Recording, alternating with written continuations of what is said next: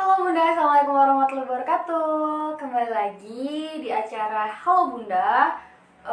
Insya Allah sore hari ini kita akan sharing lagi dan diskusi seputar parenting bersama Generos. Nah, tentunya sore hari ini maksudnya kita juga akan mendatangkan dan diskusi bareng seorang praktisi, begitu, praktisi pendidikan, kemudian eh, praktisi pendidikan anak berkebutuhan khusus.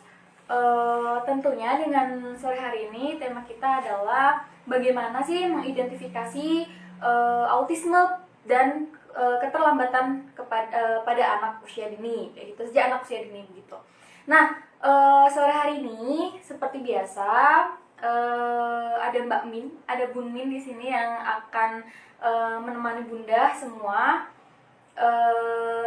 dengan pembicara kita yang sore hari ini juga sudah bergabung, yaitu Kak Asep Rudi Irawan, yang beliau special education teacher di sekolah Cikal,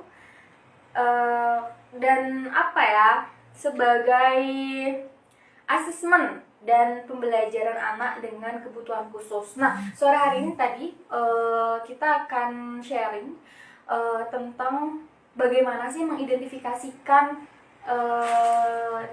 atau ciri-ciri ya anak autisme atau anak yang mengalami keterlambatan dalam perkembangannya, yang tentunya itu selalu menjadi pertanyaan Bunda di seluruh Indonesia. Bagaimana ciri-ciri anak-anak autis dan segala macamnya? Langsung saja mungkin kita akan undang Kak Rudi. Halo, Assalamualaikum warahmatullahi wabarakatuh. Oke, selamat sore semuanya. Sore. Halo, apa kabar Kak?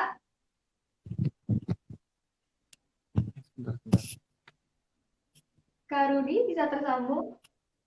Oke, bisa. Halo, selamat sore semuanya. Selamat sore, Kak Rudi, makasih banget untuk waktunya.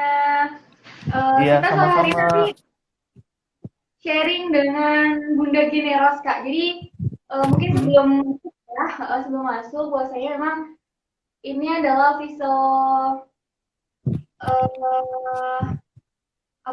visa Generos, yang dimana itu vitamin herbal yang memang kita salah satu produk vitamin anak hmm, untuk ngebantu merawat kesehatan otak dan kecerdasan otak anak. Dimana memang hmm. fungsi utamanya sih untuk ngebantu anak-anak spesialai, kemudian anak autis, ADHD dan segala macamnya gitu, Kak. Nah, Hmm. Kak Rudi sekarang aktivitasnya di mana, Kak? Kebetulan sekarang saya ngajar di sekolah Cikal dan juga saya menggarap Charen Learning juga. Itu Oke. sebuah lembaga untuk menangani anak-anak special needs gitu, yang terlambat perkembangan juga. Oke, baik. Hmm. Jadi memang relate gitu ya dengan yang Iya, nanti kita bahas gitu, Insya betul. Allah. Dan Hmm. kita saling saling sharing gitu, bagaimana sih peran care learning ya tadi ya, Kak, ya? Iya, betul. Hmm. Bagaimana dalam mengedukasi atau ngasih pembelajaran ke anak-anak berkebutuhan atau anak-anak spesial tadi, khususnya Hmm. adalah anak-anak autis kayak gitu. Oke, Kak Iya, Rugi, betul. boleh menyapa dulu kah ya Bunda-bunda Bunda-bunda generasi yang sore hari ini nonton kita nih gitu. Silakan. Iya, oke. Tadi agak laggy ya, maksudnya koneksinya gitu. Oke, jadi mungkin sekarang saya coba sharing sedikit tentang ciri-ciri autism gitu ya. Oke, Bunda. Halo. Oke. Halo. Selamat sore. Ya, selamat sore Ibu Bapak sekalian yang kebetulan sekarang lagi live di IG-nya Generos ya, panggilannya Generos ya. Ya, Iya, di generos. IG Generos. Oke. Senang sekali hari ini saya bisa berbagi dengan Ibu Bapak sekalian. Jadi sebetulnya apa sih autism dan apa ciri-cirinya? Nah, autism ini sebetulnya banyak sekali definisinya Bapak Ibu, tapi kalau boleh saya mengambil definisi yang saya suka gitu ya dari definisi ini mungkin seperti ini. Jadi autism ini sebenarnya adalah hambatan neurologis ya, hambatan neurologis. Dia bukan bukan karena faktor kurang distimulasi atau salah pola asuh, tapi kami lebih lebih setuju untuk menyebut autism ini adalah gangguan neurologis yang memang sudah ada sebelum bayi tersebut lahir gitu.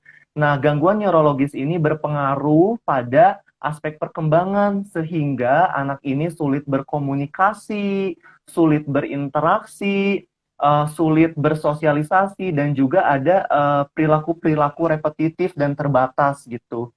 Misalnya nih pelaku repetitif itu seperti dia ingin selalu menyusun mobil-mobilan, dia ingin selalu hand clapping seperti ini gitu tanpa kita tahu alasannya apa gitu. Nah, jadi saya mendefinisikannya seperti itu gitu.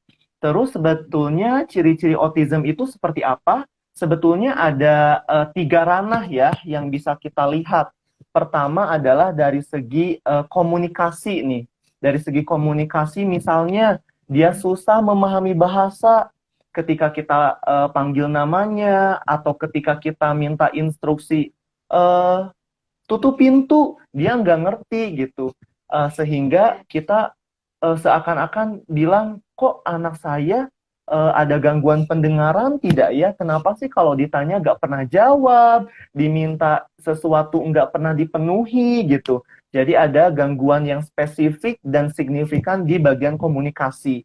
Yang kedua adalah di bagian interaksi. Interaksi misalnya nih, ketika saya sedang senyum, mungkin Bapak Ibu membalas senyum gitu ya. Terus Saudari April juga membalas senyum. Nah, ini ada interaksi. Kalau anak-anak dengan autisme, ketika kita senyum, mereka mungkin tidak senyum gitu. Atau misalnya marah, mereka datar. Nah, atau misalnya reaksinya tidak sesuai. Ketika kita senyum, dia menangis. Ketika misalnya orang lain tepuk tangan, dia tidak mengikuti itu gitu. Yang kedua juga interaksi ini bisa dilihat dari kontak matanya.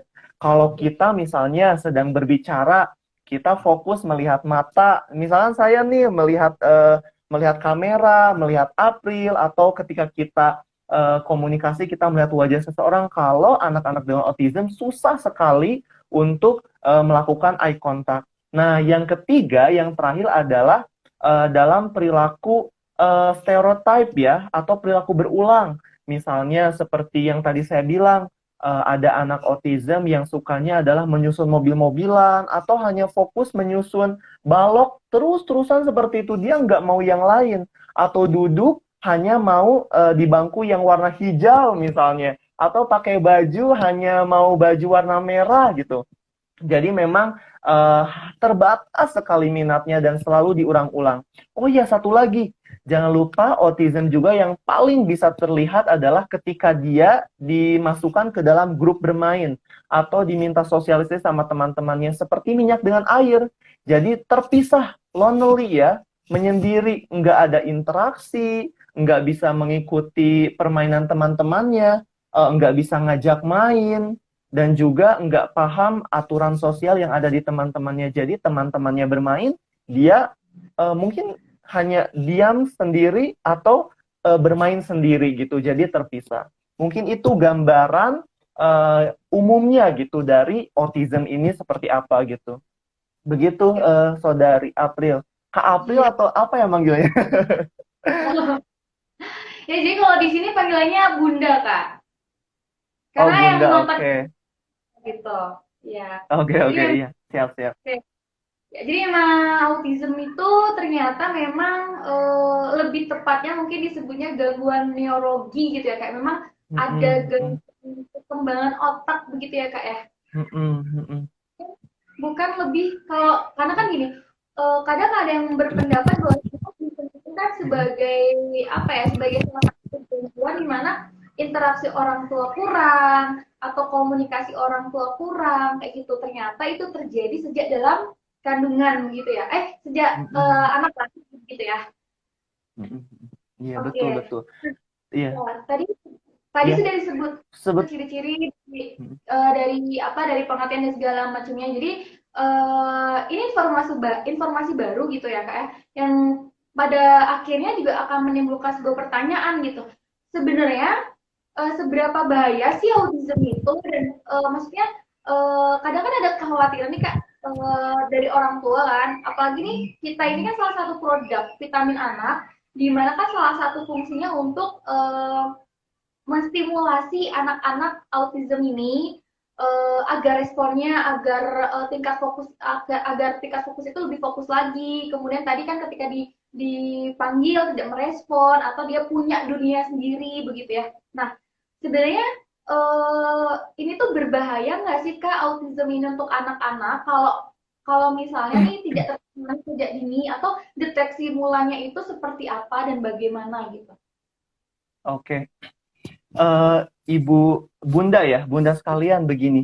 Jadi Ya, sebetulnya, jadi sebetulnya kalau disebut berbahaya atau tidak ini tergantung kita mendefinisikan bahaya itu apa.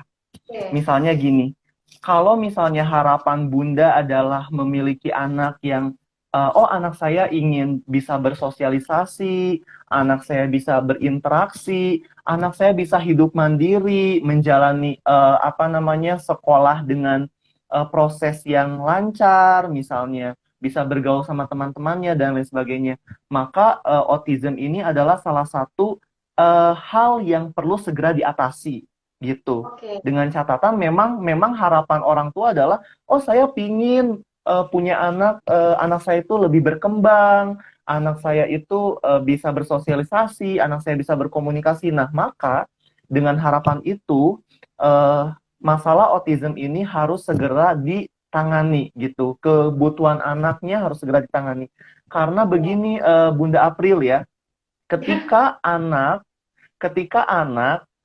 dengan autism ini tidak diintervensi, tidak ditangani sejak dini, maka itu akan semakin susah untuk ditangani Oke. karena umur bertambah, tugas perkembangan bertambah, makin banyak sekali yang harus dikejar gitu. Oke. Kalau misalnya kita mengejarnya dari kecil, dari usia 2 tahun itu sudah bisa diintervensi, maka peluang untuk dia hidup secara adaptif, secara baik itu bisa berpeluang dengan besar sekali gitu. Jadi kuncinya adalah umur 2 tahun itu harus sudah diintervensi begitu supaya nanti perkembangannya semakin baik. Baik ya. Jadi memang mungkin deteksinya pun juga sebaiknya sejak sedini mungkin gitu ya Kak ya, dimana memang agar mengintervensinya pun juga lebih mudah orang tua gitu kan. Karena Betul. kalau Betul. mm, kalau anak sudah Iya, bertambah, kemungkinan akan sulit juga gitu kan untuk mengendalikan anak. iya. Betul. Oke, Ambil baik. contoh ya Bunda April, ambil contoh misalnya ada adik Charen Learning yang sedang ditangani adalah dia misalnya autism nih. Dia sudah usianya 17 tahun misalnya. Dia belum bisa toilet training, dia belum bisa eh, BAB sendiri, dia belum bisa makan sendiri misalnya. Itu akan sangat susah sekali. Kita harus mengejar komunikasinya, mengejar toilet trainingnya, dan juga mengejar kemandirian yang lainnya. Akan banyak sekali hal yang harus dikejar. Tapi selesaikan satu-satu gitu. Oh, misalnya kita mau menyelesaikan dulu masalah toilet trainingnya, baru nanti misalnya kita menyelesaikan komunikasinya. Jadi prosesnya lebih panjang kalau misalkan dari kecil, begitu. Dan memang sebenarnya autism ini berlanjut ya Kak sampai usia dewasa pun juga ada gitu terjadi gitu ya Kak ya. Betul terjadi, iya betul sekali terjadi. Mm-mm. Gini Kak, jadi tadi berkaitan dengan dampak atau bahaya atau enggak ya Kak ya. Nah, ini yang paling umum terjadi atau apa ya, jadi sebuah kekhawatiran seorang ibu di mana memang sebenarnya anak saya ini autism atau bukan sih gitu. Dan mohon maaf kadang lingkungan pun menganggap anak-anak autism ini sebagai anak-anak yang apa ya, mohon maaf berkebutuhan gitu. Padahal kan kenyataannya mungkin sebenarnya autism tadi kalau dari apa namanya dari penjelasan tadi itu kan lebih ke bagaimana dia terganggu oleh perkembangan apa namanya otaknya yang kemudian eh, Neurologisnya. kemudian eh, berpengaruh pada sikap dan perilaku, begitu kan Kak ya? Dimana tadi Mm-mm, mm-mm. respon atau tidak fokus dan segala macamnya. Nah, hal-hal yang menyebabkan perspektif kayak gini tuh sebenarnya gimana sih Kak yang harusnya kita hadapi gitu? Karena tadi autism itu sebuah sebuah kayak sebuah penyakit yang kemudian dianggap sebagai apa ya? Sebagai sesuatu hal yang kemudian sangat mengerikan gitu loh bagi seorang ibu atau seorang tua orang tua kayak gitu loh. Sebenarnya gimana sih Kak untuk apa ya Oke. menghindari itu dan harusnya apa yang kita lakukan sebagai orang tua ketika memang mungkin anak kita terdeteksi autism tadi gitu. Oke. Sebetulnya autism ini bukan penyakit ya. Jadi sebetulnya autism ini lebih ke anak ini sama seperti kita, cuma cara belajarnya aja yang berbeda. Itu sebetulnya. Jadi tidak ada yang berbeda sebetulnya, sama-sama manusia, sama-sama punya kesempatan berkembang, sama-sama bisa berbicara, sama-sama bisa berkomunikasi, sama-sama bisa hidup mandiri. Hanya bedanya cara belajarnya berbeda, itu aja sebetulnya.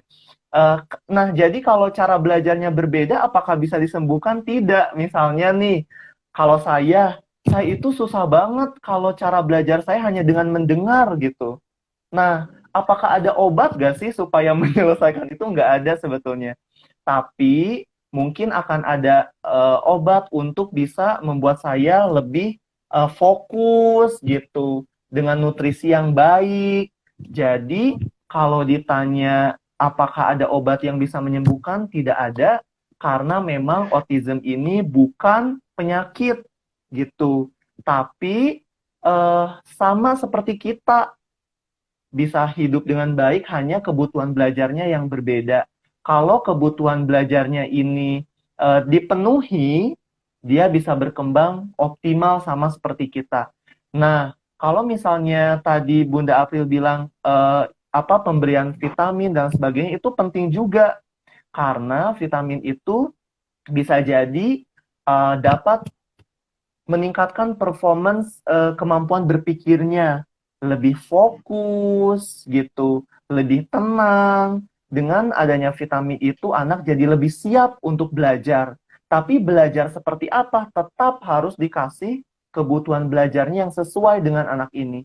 Jadi kombinasi yang bagus tuh, kebutuhan belajarnya dipenuhi, eh, otaknya juga dikasih vitamin, ini kebutuhan yang bagus seperti itu. Jadi pada dasarnya memang kita harus meluruskan perspektif kalau autism ini sebuah penyakit ya kayak bukan sebuah penyakit Nah, mohon maaf. bukan, Jadi bukan, iya, bukan. tapi lebih ya autism itu anak-anak yang normal gitu. Maksudnya anak yang sama kayak kita Mm-mm. gitu kan. Fisiknya, kemudian apa namanya? Mereka mempunyai hak hidup yang sama, bisa melakukan apa saja. Hanya saja Mm-mm. Mm-mm. anak autism ini sedikit ada keterlambatan dalam perkembangan tadi belajarnya, kemudian komunikasinya dan segala macamnya. Betul, betul. Sebenarnya bisa disembuhkan atau bukan disembuhkan ya, tapi bisa di stimulasi gitu ya dan kita perbaiki gitu Mm-mm. metode-metode atau mungkin Betul. pelajaran yang sesuai dan tepat untuk anak-anak autism gitu ya Mm-mm. kak ya. Betul. Jadi walaupun misalnya autism ini punya hambatan di bagian komunikasi, susah Komunikasinya komunikasi, susah bicara, tapi ada kok penanganannya sehingga anak ini bisa bicara, anak ini bisa berkomunikasi. Oh, dia susah sosialisasi, bermain sama teman-temannya, tapi ada kok caranya untuk membuat anak ini jadi mau bersosialisasi. It's only a different style of learning gitu, hanya perbedaan gaya belajar gitu, cara belajarnya berbeda. Mm-mm. dan mungkin cara karena memang tadi ya setiap anak autism itu kan memang butuh perhatian khusus, butuh penanganan khusus gitu ya kak ya, dimana memang cara belajar berbeda, kita pun juga harus mengikuti anak-anak seperti ini gitu. Bukan bukan kemudian kita menjauh atau bahkan menganggap autism ini sebagai penyakit gitu ya, tapi lebih tadi Betul, bagaimana betul. kita sebagai orang tua Mm-mm. pun punya tindakan khusus atau mungkin pendekatan ya, Mm-mm. lebih pendekatan khusus untuk memperbaiki ini. Oke Kak. Jadi memang autism ini kan salah satu apa ya? dampaknya itu kan lebih ke anak sulit berbicara, begitu ya Kak ya? Mm-mm. Di mana Mm-mm. memang interaksi atau komunikasinya. Nah, sebenarnya ada nggak sih Kak? Nah, ini kan tadi udah penjelasan tentang autism ya, udah clear insya Allah. Nah, kalau Mm-mm. di apa namanya di tempat atau yang selama ini Kak Rudi lakukan gitu ya, dengan mungkin di Cikal atau di proyek yang Kak Rudi lakukan selama ini apa sih Kak atau tindakan apa atau apa ya? Apa yang sudah dilakukan untuk treatment apa yang sudah dilakukan untuk anak-anak autism gitu? Untuk komunikasinya, untuk bicaranya dan segala macamnya, ada nggak sih apa memang penekanan khusus atau pembelajaran khusus, modelnya seperti apa? Mungkin bisa di-sharing juga Kak. Oke, oke. Terima kasih. Jadi sebetulnya untuk anak-anak autism itu ada beberapa terapi sih yang bisa diberikan gitu. Misalnya seperti sensori integrasi untuk membuat anak jauh lebih fokus gitu.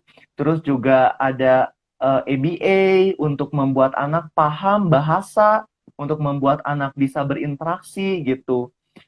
Dan sebetulnya kalau saya lihat di beberapa jurnal gitu untuk anak-anak autism itu sangat disarankan untuk terapi ABA gitu.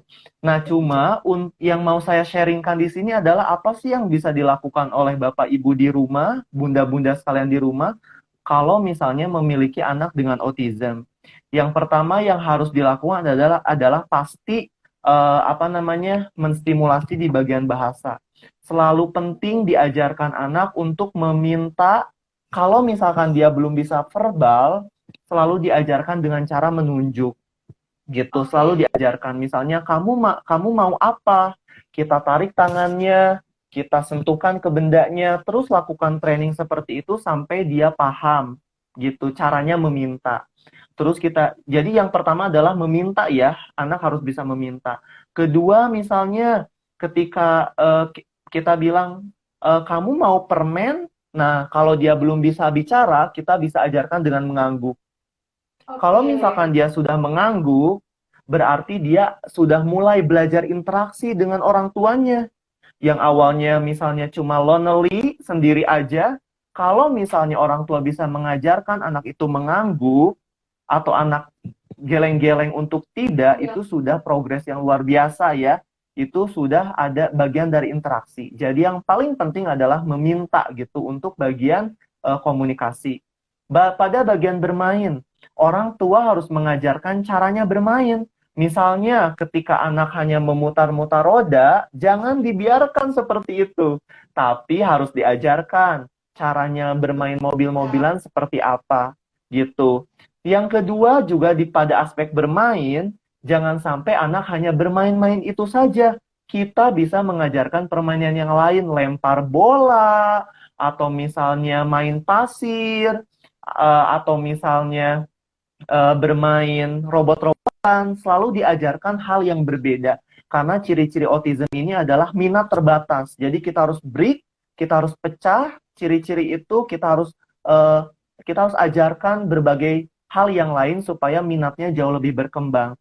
Terus nanti juga ada mungkin perilaku-perilaku gitu, seperti misalnya menangis, tantrum karena ingin meminta sesuatu. Nah, karena itu anak belum bisa meminta. Kalau misalkan kita ajarkan dengan menunjuk, anak udah ngerti, oh caranya meminta itu bukan menangis, gitu, tapi dengan menunjuk itu lebih baik kan, gitu. Jadi kalau ada perilaku-perilaku yang kurang adaptif, kurang baik, jangan diiyakan dengan cara memberikan sesuatu yang dia minta, tapi harus diajarkan dengan cara yang lebih baik, begitu. Artinya kita Begitu, harus, Bunda April. oke, maksudnya berarti sebagai orang tua ketika misal gini Kak, anak kan suka tantrum, misal gini, Mm-mm. eh dibiasakan di rumahnya memakai gadget berjam-jam misalnya. Nah, Mm-mm. Mm-mm. ketika itu kan kalau misalnya dia minta kemudian tidak diturutin, dia Mm-mm. tantrum. Harusnya berarti kita menjelaskan dong. Bahwasanya misal apa namanya boleh bermain gadget tapi harus dibatasi waktunya dan segala macamnya kayak gitu kan. Atau misal dia ingin apa, ingin membeli apa, tapi dia tidak dengan menunjuk tapi tantrum, harusnya berarti orang tua menjelaskan. Adik mau apa? yang dimaksud apa begitu ya, lebih ke orang tua mengkonfirmasi apa yang anak mau dan anak butuhkan gitu ya kak ya, tidak semuanya dituruti gitu ketika anak nangis atau tantrum gitu kemudian orang tua langsung memberikan, misal kalau nangis karena minta gadget berarti kita kasih gadget, itu berarti hal yang salah, harus diperbaiki gitu kak. Oke. Jadi tergantung ya, maksudnya kalau misalnya ini kasusnya di autism gitu, di autism, terus dia misalnya ingin gadget, tapi dengan cara meminta gitu, dengan cara memintanya adalah menangis, maka gadget belum bisa diberikan. Karena Oke. takutnya nanti ke depannya dia berpikir bahwa caranya saya meminta itu adalah dengan tantrum, dengan nangis. Kita harus mengajarkan dia caranya meminta. Kamu mau apa? Nah, terus kita tarik tangannya karena kan anak-anak autism belum memahami bahasa ya. Ini ceritanya case untuk anak autism yang belum terintervensi. Kita tunjukkan, kita pegang tangannya gadget. Kalau misalkan dia sudah menunjuk gadget, kita kasih gadgetnya. Seperti itu. Nanti lama-kelamaan dia bisa otomatis sendiri, dia bisa belajar kok. Oh, kalau saya mau gadget caranya dengan menunjuk bukan dengan menangis. Itu di autism. Tapi kalau kasusnya adalah yang dimaksud April adalah masalah anak yang delay perkembangan karena gadget, ini dia nggak autism ya. Dia Oke, nggak anak autism, tapi delay perkembangan, delay bahasa, nggak oke. apa namanya, speech delay ya karena Jelas. gadget. Nah, ini yang harus diperhatikan orang tua. Sekali lagi ini bukan kasus autism, ini kasus speech delay yang dia misalnya sering apa namanya main gadget misalnya. Nah, anak-anak dengan speech delay diusahakan hanya main gadget 1 hari 1 jam. Itu 1 jam. pun dengan pengawas, ya 1 jam itu pun dengan adanya interaksi dari orang tua. Jadi nggak boleh tuh dibiarkan sendiri. Kalau dia main games, kita harus tanya, kamu lagi main apa? Main games apa? Kok ini karakternya lompat? Dia mau kemana ya? Nah, harus seperti itu, harus selalu ditanya 1 jam itu. Begitu. Nah, kalau dia sudah main game, sudah main gadget 1 jam, itu harus ada stimulasi bahasa yang lain. Misalnya kita membuat jus bareng, terus harus ditanya benda-bendanya apa saja yang ada di hadapan dia kalau membuat jus. Misalnya ada buah mangga, ada pisau, ada gelas segala macam. Jadi untuk anak-anak speech delay, pertama yang harus dilakukan adalah anak harus meningkatkan pembendaharaan bahasa Oke. gitu, bahasanya kosakatanya harus kita perbanyak, kata kerja, kata benda itu harus diperbanyak. Nah, yang saya temukan dalam keseharian adalah orang tua misalnya seringkali ngajak anak bermain gitu, tapi tidak diperkenalkan dulu bahwa yang sedang dimainkan adalah mobil gitu. Jadi kadang-kadang anak-anak dengan speech delay dia bermain tapi nggak tahu bahwa itu namanya mobil. Tuh. Kedua, ya, kedua terlalu banyak ceramah. Wah, ini mobil, wah ini mobil, bla bla bla bla bla bla, tapi tidak ada feedback dari anak, gitu. Ini namanya apa ya? Gitu, rodanya berapa ya? Warnanya apa ya? Nah, kalau misalnya ada feedback seperti itu, ada pertanyaan seperti itu, maka kemampuan bahasanya meningkat. Termasuk ketika dongeng, nggak boleh loh kalau dongeng dari awal sampai akhir, tapi anak tidak ditanya gitu. Nah, harusnya misalnya lebih baik gini, covernya misalnya kelinci menangkap tikus misalnya, kelinci menangkap tikus. Jadi hari ini Bunda mau bercerita kelinci menangkap tikus. Adik, judul ceritanya apa ya? Nah, harus ditanya dulu. Kalau dia sudah mengerti judulnya, sudah ngerti gambar kelinci yang mana, gambar tikus yang mana, baru kita lanjut ke cerita berikutnya. Jadi selalu harus ada feedback dan hindari terlalu banyak ceramah atau komunikasi satu arah. Begitu, April. Oke, intinya tadi autism ataupun anak speech delay itu memang dua hal yang berbeda. Eh, Betul. Dua hal yang berbeda yang kemudian untuk anak-anak speech delay sendiri memang harus ada interaksi dua arah di mana anak dan orang tua komunikasi dan memperbanyak pembenaran kata atau kalimat dalam Betul. interaksi Mm-mm. setiap gitu ya. Nah, sedangkan anak-anak Betul. autism itu merupakan sama juga interaksi juga antara orang tua dengan anak, tapi lebih difokuskan gitu ya kak ya. Gimana memang Betul. eh, Betul. daya atau karena anak autismnya ada delay perkembangan yang kemudian harus kita pertegas apa yang diinginkan anak, kita mengkonfirmasi gitu, tidak kemudian melulu memberikan apa yang anak maksud dengan tantrum atau nangis, marah dan segala Betul. macamnya Betul. kan gitu ya kan. Oke, Betul. Iya. Betul. Betul. banyak sekali informasi baru mungkin buat kita ya sebagai orang tua di rumah, di mana memang karena tadi Kak, banyak yang berpikir autism speech delay itu sama. Atau autism itu memang salah satu cirinya adalah penyebabnya kemudian mengalami keterlambatan berbicara, belum tentu dengan Oke. anak delay, belum tentu juga, maksudnya kalau anak speech delay itu berarti belum tentu anak-anak autism gitu. Mungkin karena memang perkembangan Oke. berbicara Oke. dan macamnya kayak gitu. Oke. Mm. Jadi memang Ya. April begini ya. Mungkin Mm-mm. saya izin menjelaskan sedikit aja tentang Oke. autism dan speech delay. Sebetulnya speech delay itu bahasa Inggris kan, bahasa Indonesianya adalah terlambat bicara. Berbicara. Jadi ini adalah iya ini case yang umum gitu. Dalam artian gini, kalau misalnya ada anak yang belum bisa bicara padahal harusnya sudah bisa bicara, Bicara itu kita gitu. sebut speech delay. Itu kita sebut Lambat. speech delay karena ada keterlambatan berbicara. Tapi tidak semua anak yang speech delay atau terlambat berbicara dia autism gitu. Ada juga loh anak-anak umum, anak-anak yang bukan berkebutuhan khusus tapi dia terlambat bicara. Karena misalnya faktor kurang distimulasi, salah pola asuh, kurang diajak bicara, terlalu fokus ke gadget misalnya. Jadi bisa dari faktor apa namanya stimulasi lingkungan. Nah, Oke. kalau anak tapi belum tentu dia autism ya. Tapi kalau autism itu sudah pasti ada keterlambatan dalam berbicara. Oke. Tapi penyebabnya bukan karena kurang stimulasi. Penyebabnya bukan karena faktor lingkungan, tapi memang karena ada masalah neurologis. Begitu. Jadi beda ya.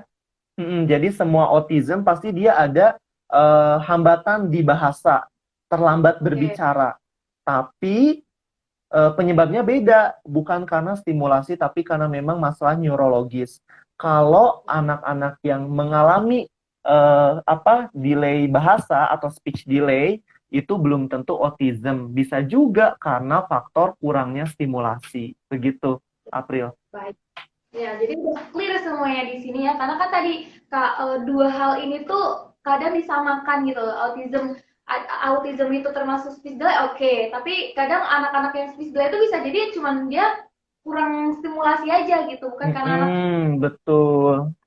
Nah, Iya. lanjut lanjut ke tanya jawab ya kan kayak di kolom komentar sudah banyak sekali beberapa pertanyaan yang ini umum. Sebenarnya Oke. kalau April. Mm-mm. April, maaf, sebelum ke pertanyaan, boleh gak aku sebutin ciri-ciri autism di anak usia 2 tahun supaya bunda-bunda di sini lebih aware gitu? Boleh nggak sih? Ya, mungkin hanya 2 menit saja ya, supaya bunda-bunda di sini aware nih usia 2 tahun itu ciri-ciri autism seperti apa. Oke, betul. jadi sebetulnya April kita udah bisa mengidentifikasi anak-anak autism di usia 2 tahun dengan yang namanya tools bernama MChat. Tapi MChat ini hanya bisa digunakan oleh profesional. Tapi yang mau saya sharingkan di sini adalah ciri-cirinya kita bisa perhatikan sebagai bahan refleksi mawas diri bagi orang tua. Oke, pertama, anak usia 2 tahun yang kemungkinan memiliki autism, pertama ketika kita menunjukkan sesuatu dia tidak ikut melihat, misalnya, wah lihat tuh ada burung. Ya, Nah, ngelihat dia nggak tidak ngelihat. ikut melihat burung. Tidak ada respon ya. Dia tidak melihat burung seperti itu. Kedua, tidak bermain pura-pura. Kalau anak-anak 2 tahun harusnya bisa bermain pura-pura jadi dokter, jadi polisi dan lain-lain. Anak umur 2 tahun yang terindikasi mungkin ya ada autism, tidak bermain pura-pura. Tapi ini ciri-cirinya harus ya banyak gitu. Kalau cuma tidak melihat ya belum tentu gitu, tapi harus banyak ciri-cirinya. Ketiga adalah seperti tuli ketika kita ajak bicara, ketika kita bertanya, tidak ada respon. Keempat, ada gerakan aneh berulang seperti hand clapping atau tepuk tangan terus-terusan padahal tidak ada yang perlu ditepuk tangani gitu. Keempat adalah meminta tidak menunjuk. Anak-anak autism pada usia 2 tahun, dia tidak menunjuk ketika meminta tapi menarik tangan orang tuanya gitu. Menarik tangan orang tuanya atau dengan tantrum. Nah, yang selanjutnya adalah tidak tertarik pada anak lain ketika kita minta dia untuk bermain, dia sendiri. Terus yang selanjutnya adalah memperhatikan sebuah benda. Maksudnya adalah memperlihatkan sebuah benda. Misalnya, anak-anak usia 2 tahun yang umum, dia kayak gini. Wah, mama, aku punya tumbler yang bagus. Nah, bisa begitu. Kalau anak yang terindikasi ada autism, dia tidak bisa seperti itu. Selanjutnya adalah dia tidak ada kemampuan meniru. Misalnya, pok ame-ame, belalang kupu-kupu misalnya ya gitu. Kalau anak-anak usia 2 tahun yang tidak ada indikasi autism, dia bisa meniru. Nah, anak yang autism ini susah sekali meniru. Tidak ada kontak mata, ada hipersensitif terhadap suara, misalnya ada suara mixer, begitu. Atau ada suara kereta, misalnya dia langsung ngumpet gitu. Terus tidak bisa menjawab berbagai instruksi atau berbagai pertanyaan, even cuma bilang siapa nama kamu, nah tidak bisa menjawab. Terus yang terakhir adalah tidak memahami instruksi. Buka pintunya dong, coba tepuk tangan, coba buang sampah. Tidak bisa mengikuti instruksi. Begitu. April, usia 2 tahun ya. Untuk ciri-cirinya tadi ya, untuk ciri-ciri anak autism di usia 2 tahun, di mana memang paling utama itu adalah anak tidak merespon apapun, baik bunyi, kemudian apa namanya, ketika ada peristiwa apapun di lingkungan dan di sekitarnya, dia tidak akan pernah merespon. Yang kedua dan selanjutnya adalah tadi sudah disebutkan bahwa memang ciri yang paling sering terlihat dari anak-anak autism adalah seringnya tantrum daripada mengungkapkan atau menyampaikan apa yang dia mau gitu ya Kak ya. Dimana memang sebagai ciri yang sering terlihat gitu ya, anak suka mungkin tiba-tiba nangis sendiri, tiba-tiba kemudian marah, berlebihan ya atau tantrum tadi begitu ya. Untuk anak ingin meminta atau apa ya, menginginkan sesuatu begitu ya. Iya. Oke. Jadi nanti gimana? jadi nanti bakal kelihatan banget ya bedanya ya. Kalau misalkan dia anak hanya ada keterlambatan bahasa, susah berbicara, tanpa ada autism, dia masih bisa ngajak main temennya pakai tangan. Ayo gitu. Atau ikutan main bola. Nah, anak-anak autism bedanya dia terlambat bicara tapi juga tidak mau ngajak temennya main, tidak mau bergabung begitu ya, ciri-cirinya gitu. Itu anak autism itu sebenarnya juga lebih suka menyendiri daripada berinteraksi dengan sekitarnya gitu ya Kak, dengan orang tua bahkan dan segala macamnya ya. Karena memang dia mungkin punya dunianya sendiri, punya apa ya, cara komunikasinya tadi ya, tidak tiba-tiba dengan bertepuk tangan sendiri atau happy sendiri, kadang juga nangis sendiri gitu kali ya Kak ya. Bisa dikatakan seperti itu ya. Oke. Jadi gimana? Mungkin lebih tepatnya begini kali ya. Kenapa dia menyendiri karena dia belum tahu caranya berkomunikasi gitu. Kalau dia sudah ngerti caranya berkomunikasi, baru dia akan mau berinteraksi gitu. Dan satu lagi, anak-anak autism itu juga punya ciri di mana dia selalu takut dengan bunyi-bunyiannya. Maksudnya misal dengan bunyi klakson kendaraan, mungkin kadang ada anaknya yang kemudian takut mendengar itu, atau drum, atau musik yang tiba-tiba apa yang menurut dia keras, kemudian dia takut untuk menarik diri gitu ya, dan suka menarik hanya untuk menuju sesuatu tadi. Bisa dilihat seperti tapi dia tidak bisa menunjuk gitu. Itu ciri yang paling terlihat, dia tidak bisa menunjuk. Dia tidak bisa menunjuk, dia tidak bisa berkomunikasi dan berinteraksi dengan sekitar gitu ya Kak ya. Ciri yang paling membedakan antara anak-anak autism dengan anak-anak speech delay atau terlambat berbicara terlambat berbicara memang. Baik Kak, udah cukup jelas tadi untuk ciri-cirinya di anak usia 2 tahun. Mungkin next time ciri-ciri anak usia selanjutnya bisa kita bahas di segmen selanjutnya. Karena memang waktunya terbatas, mungkin kita sambil diskusi dan apa namanya sharingnya juga lebih interaktif gitu ya Kak ya dengan bunda yang lain yang hari ini menyaksikan gitu. Em, Langsung masuk ke pertanyaan aja Kak ya. Boleh, boleh. Jadi memang ini ada beberapa pertanyaan yang secara umum sering ditanyakan. Sebenarnya anak-anak autism ini bisa disembuhkan nggak sih Kak? Bisa sembuh nggak sih? Atau ya udah gitu. Itu adalah sebuah perilaku yang tidak bisa diobati, mohon maaf tidak bisa diperbaiki, tidak bisa dirubah gitu. Yaudah anak-anak autism itu yang kayak gitu. Bisa sembuh Oke. atau Mm-mm, mm-mm, mm-mm. Oke, iya. Ini langsung dijawab ya, Aprilia. gimana Kak? Langsung dijawab ya. Oke. Iya, sebetulnya yang seperti saya tadi jelaskan, autism ini bukan penyakit, jadi bisa disembuhkan karena memang bukan penyakit. Sama seperti saya cara belajarnya adalah dengan melihat, tidak bisa disembuhkan dan memang nggak ada yang harus disembuhkan gitu. Karena memang itu adalah cara belajar yang berbeda. Tapi kalau misalkan pertanyaannya, apakah anak-anak dengan autism bisa hambatannya bisa dikurangi, bisa jadi lebih baik, bisa hidup sama seperti kita? Bisa banget kalau intervensinya dilakukan sejak dini. Kondisi yang lebih baik itu seperti apa?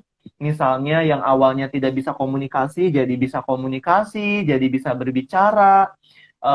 Tapi dengan catatan ya, kalau anak autism ini tidak dibarengi dengan masalah kognitif, artinya dia hanya pure autism, murni autism, tidak dibarengi dengan masalah kognitif, artinya kognitifnya oke, kognitifnya baik, maka itu sangat mungkin sekali bisa berbicara dan berinteraksi dengan kita gitu. Jadi bisa hidup sama seperti kita. Bisa bekerja, bisa sekolah, bisa kuliah bahkan sama seperti kita. Hanya beda cara belajarnya gitu. Tapi kalau misalnya untuk anak-anak autism yang dibarengi dengan masalah kognitif, ya, jadi dia juga ada masalah di kemampuan berpikir, nah ini yang akan sulit gitu. Ada juga yang tidak bisa berbicara hingga dewasa, begitu. Tapi meskipun anak-anak yang seperti ini bisa kondisinya lebih baik, mungkin kita arahkan untuk lebih mandiri, bisa setidaknya bisa untuk makan sendiri, training sendiri, masak sendiri misalnya, belanja sendiri gitu untuk aktivitas sehari-hari supaya dia bisa mandiri gitu. Oke. Kalau intinya memang tadi sudah dijelaskan sejak awal juga autism eh, tidak bisa disembuhkan karena memang bukan penyakit, tapi bisa Iya, diperbaiki. betul. Betul, betul. Stimulasi interaksi yang baik, pemberian vitamin, stimulus-stimulus baik dari dalam tubuh anak maupun interaksi secara langsung dari orang tua. Ataupun bisa juga kalau apa namanya cirinya sudah terlalu parah mungkin karena mungkin sudah dewasa anaknya itu juga bisa dilakukan terapis pembelajaran yang sesuai anak gitu ya kak ya. Baik, Betul, cukup betul. jelas ya tadi pertanyaan dan jawaban dari Kak Rudi. Yang next kemudian ini ada pertanyaan lagi Kak yang apa ya? Ini lebih ke fisik sih. Sebenarnya autism itu tuh bisa terlihat dari ciri fisik nggak sih Kak? Dan kalau misalnya anak saya 15 bulan tapi belum bisa berjalan, apakah itu juga termasuk indikasi autism? Tapi ini lebih 15 bulan ya? 1 tahun lebih lah ya, 1 tahun lebih 3 bulan. Oke, oke. Untuk kasus yang 15 bulan saya belum bisa menentukan. Kebetulan yang saya tahu autism itu baru bisa dilihat pada usia 2 tahun. Begitu ketika anak sudah bisa berinteraksi, anak sudah bisa memproduksi bahasa, itu usia 2 tahun. Tapi begini, Bunda yang tadi bertanya gitu ya, nanti coba dilihat pada usia 2 tahun, ya, kalau misalnya dia tidak bisa berjalan, diiringi, ya, karena di MCAT nih, di MCAT ada juga salah satu cirinya, memang tidak bisa berjalan pada usia 2 tahun, tapi ingat, harus ada banyak ciri yang lain. Dia tidak bisa menunjuk, dia seperti ada gangguan pendengaran, dia tidak bisa meniru, dia tidak bisa kontak mata, dia hipersensitif suara, tidak bisa menjawab, tidak bisa mengikuti instruksi. Jadi harus ada banyak ciri-ciri penyerta. Tapi kalau misalkan usia 2 tahun, dia tidak bisa berjalan saja misalnya, tidak ada ciri-ciri yang lain, kemungkinan sih bukan autism, tapi ada hal yang lain yang memang perlu dikonsultasikan ke dokter begitu. Perlu konsultasi ke dokter ya, tapi kan memang anak-anak usia 1 tahun ke atas dan kemudian dia belum bisa berjalan. Tapi untuk ciri autism itu sendiri baru bisa dideteksi ketika anak sudah masuk usia 2 tahun, di mana memang seharusnya anak sudah bisa mulai berinteraksi, gitu ya Kak ya? Betul, betul. Jadi kalau di bawah 2 tahun saya belum tahu tuh gimana ciri-cirinya. Yang saya tahu adalah 2 tahun ke atas. Ke atas ya kan, tadi anak sudah mulai aktif berinteraksi, harus sudah aktif juga, main sama teman-teman juga gitu. Tapi dengan ciri-ciri yang tadi sudah disebutkan bisa di screening tuh. Maksudnya bisa dilihat ya, anak saya teridentifikasi autism atau enggak ya, dan bagaimana penanganannya gitu ya kayak. Tapi April, Bunda di sini juga enggak harus terlalu khawatir ya. Maksudnya jangan hanya karena belum bisa jalan di usia 2 tahun kita langsung melabel autism. Ingat ya, harus banyak ciri yang lain baru kita menaruh kecurigaan anak ini autism gitu. Iya, begitu April. Sebenarnya juga kalaupun memang anak-anak kita itu terdeteksi autism kan juga tadi ya bukan sebuah penyakit yang harus diwaspadai juga gitu. Maksudnya kita merasa insecure dengan perkembangan anak-anak lain gitu loh. Karena kan kadang ada orang tua yang merasa begitu Kak. Maksudnya anak saya ini terdeteksi autism, kemudian mereka merasa anakku berbeda gitu. Jadi tadi orang tua cenderung insecure, kemudian merasa anaknya berbeda sendiri, padahal enggak ya. Sama seperti kita, sama seperti anak-anak yang lain, hanya saja tadi perlu pembelajaran yang berbeda atau yang berbeda. Baik Kak. Jadi memang sore ini banyak sekali informasi yang baru banget kita dengarkan dari Kak Ruby dari identifikasi anak-anak autism. Dan ini jadi pembelajaran banget untuk orang tua, bagaimana sih deteksi dini anak-anak kita autism atau enggak, bagaimana sih penanganannya dan segala macamnya juga harusnya sudah jadi kita perlu aware gitu, anak-anak autism itu seperti ini loh, tapi nggak seberbahaya atau semenakutkan orang tua pikirkan selama ini begitu.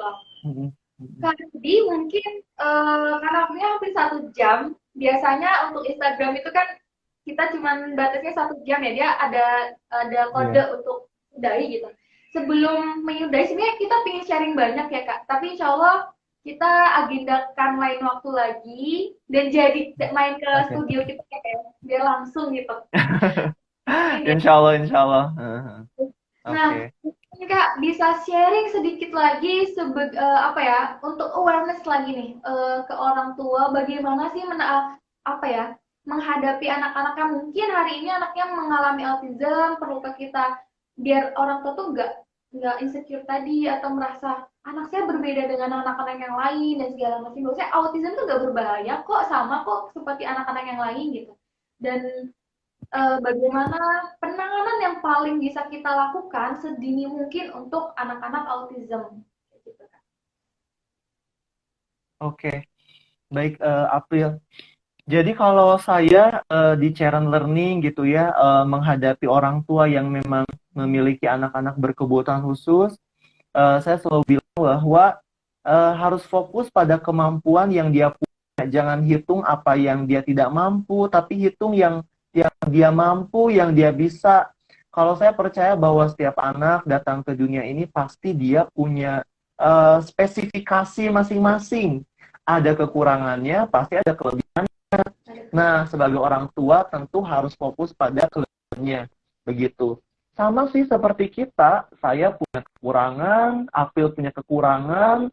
Kalau misalnya orang tua kita dulu nih, hanya fokus pada kekurangan kita, rasanya kita nggak bisa dong seperti ini sekarang ya, bisa berbagi sama ibu bapak sekalian gitu. Tapi karena orang tua kita dulu fokus pada kelebihan kita bisa menjadi diri kita yang sekarang. Sama seperti anak bapak ibu juga, memang punya kekurangan, tapi kalau ibu bapak fokus pada kelebihan, pasti dia bisa melakukan yang terbaik gitu. Karena banyak banget kok contohnya, misalnya sekarang Charen Learning menangani remaja, sorry bukan remaja, dewasa dengan autism usianya 25 tahun, dia bisa kuliah kok, dia bisa mencapai kemampuan akademik yang baik gitu. Jadi memang fokus pada kelebihan.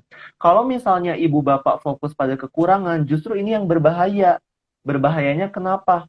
Lama-lama menerima.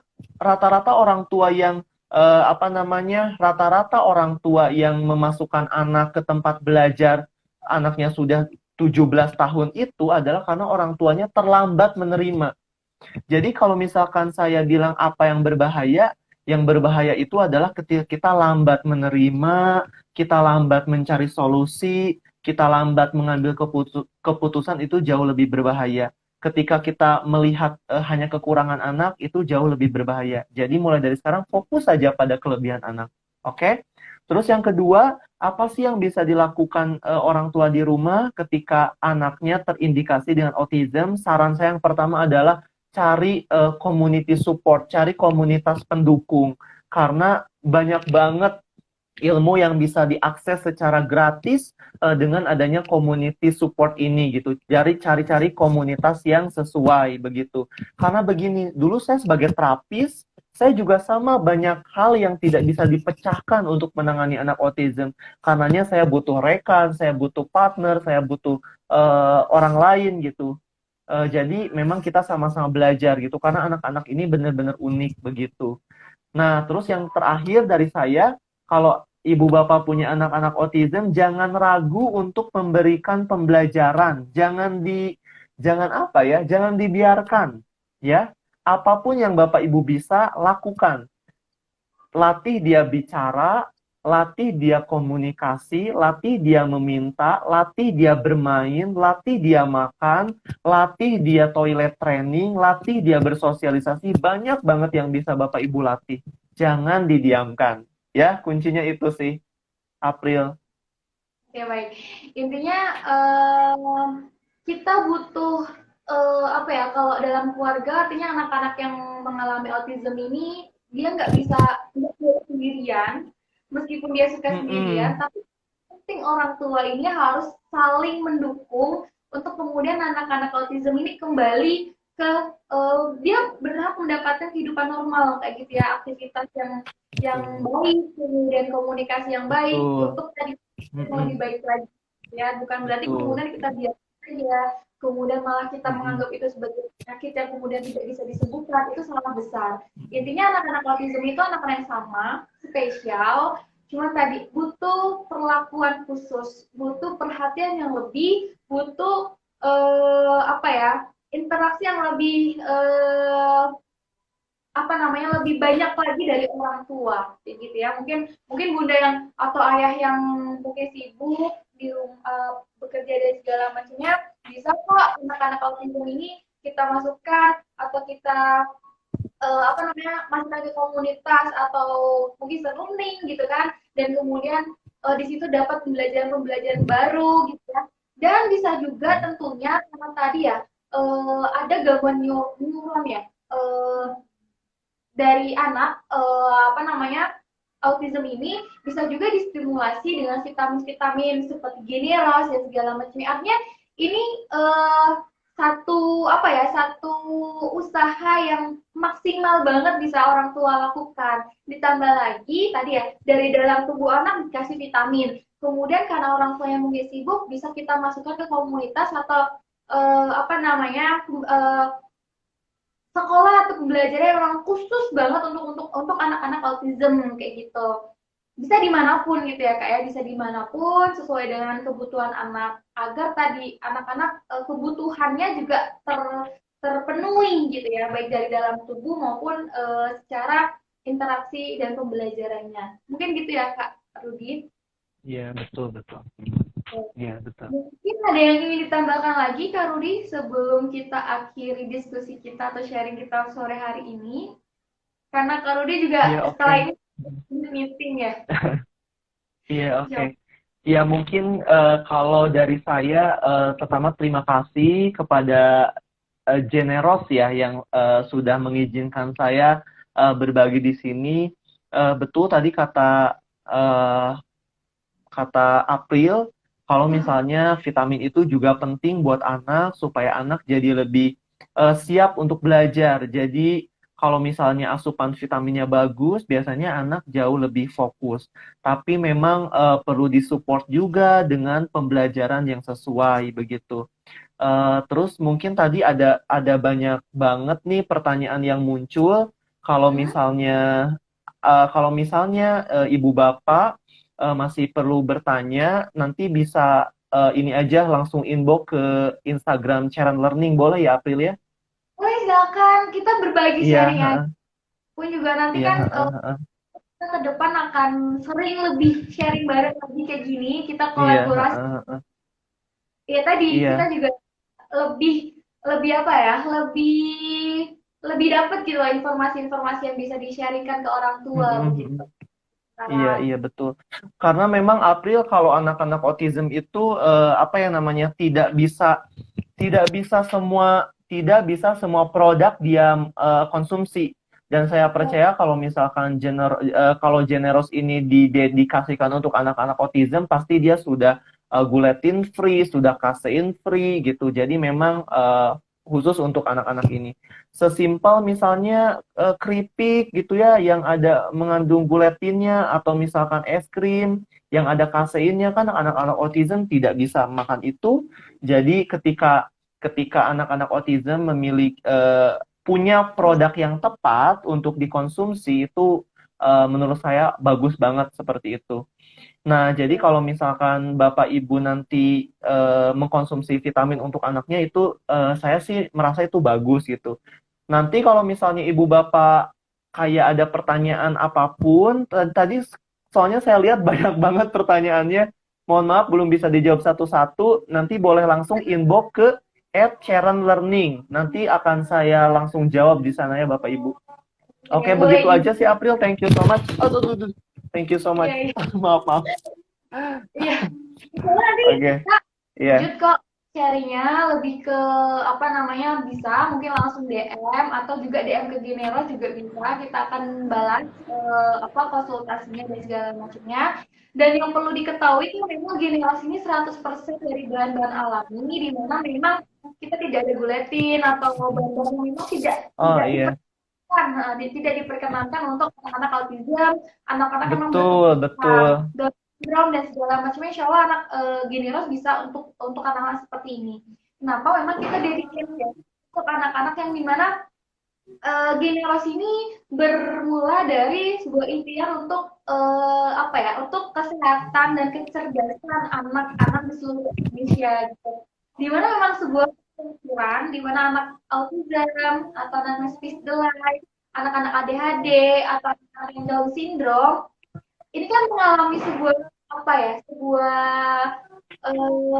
ini, agak apa ya, agak mengalami intimidatif gitu, dimana seperti sebuah penyakit yang kemudian harus dijauhi dan segala macamnya, padahal kan tidak gitu, karena ini juga tidak menular dan ini bukan sebuah penyakit tapi lebih ke perbaikan pola pola apa ya, pola asuh dan mungkin perbaikan apa ya, stimulasi dari orang tua, lingkungan, kemudian memang perlu adanya apa ya, penambahan vitamin atau nutrisi yang tepat untuk anak-anak yang tadi sudah kita sebutkan.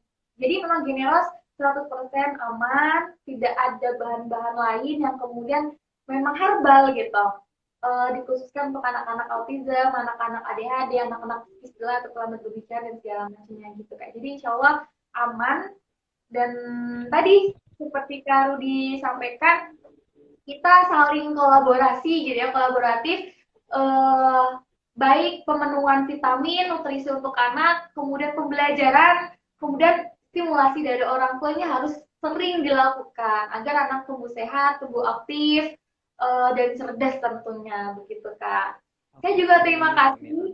Rudi dan sharing ini. Sama-sama, sama-sama, Hari ini luar biasa sama-sama.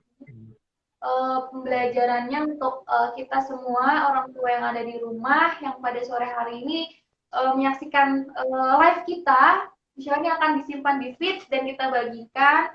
Nah, tadi kalau memang ada beberapa pertanyaan yang belum terjawab, bisa langsung inbox saja, baik di Generos maupun di Serang Learning, insya Allah nanti langsung dijawab gitu ya Kak ya. Oke, insya Baik. Allah. Udah, closing statement lagi Kak untuk Bunda sebelum Udah, kayaknya udah cukup, April. Ya, baik. tetap semangat ya buat ibu bapak. Insya Ya, Allah udah anak-anak cukup. sehat ya. Baik, saya terima kasih Kak Rudi atas waktunya. Insya Allah kita next time Sama-sama, diskusi ya. ya. Oke, Itu terima kasih juga sama-sama. Ya, oke. atau Ya, kita izin main. pamit ya. Baik, Ya, terima kasih gimana, Kak Rudi. April? Sekali lagi, mohon maaf. Iya, Sangat bermanfaat sekali ilmunya dan materinya sama-sama malam. ya. Terima kasih Terima ya, sama-sama. Pamit ya. Ya, kasih. Assalamualaikum. Assalamualaikum warahmatullahi wabarakatuh. Ya, baik Bunda, terima kasih. Segmen Halo Bunda sore hari ini sudah selesai. Insya Allah kita akan berlanjut di Halo Bunda selanjutnya dengan tentunya tema-tema yang lebih menarik, yang perlu banget Bunda ketahui gitu ya, ilmu yang lebih care lagi tentang autism, tentang schizophrenia dan segala macamnya. Kalau memang tadi masih ada pertanyaan belum dijawab, boleh langsung di DM saja. Insya Allah nanti Bu Min akan sharing lagi jawabannya. Begitu, terima kasih. Mohon maaf apabila ada kekurangan. Assalamualaikum warahmatullahi wabarakatuh. Semoga tetap sehat.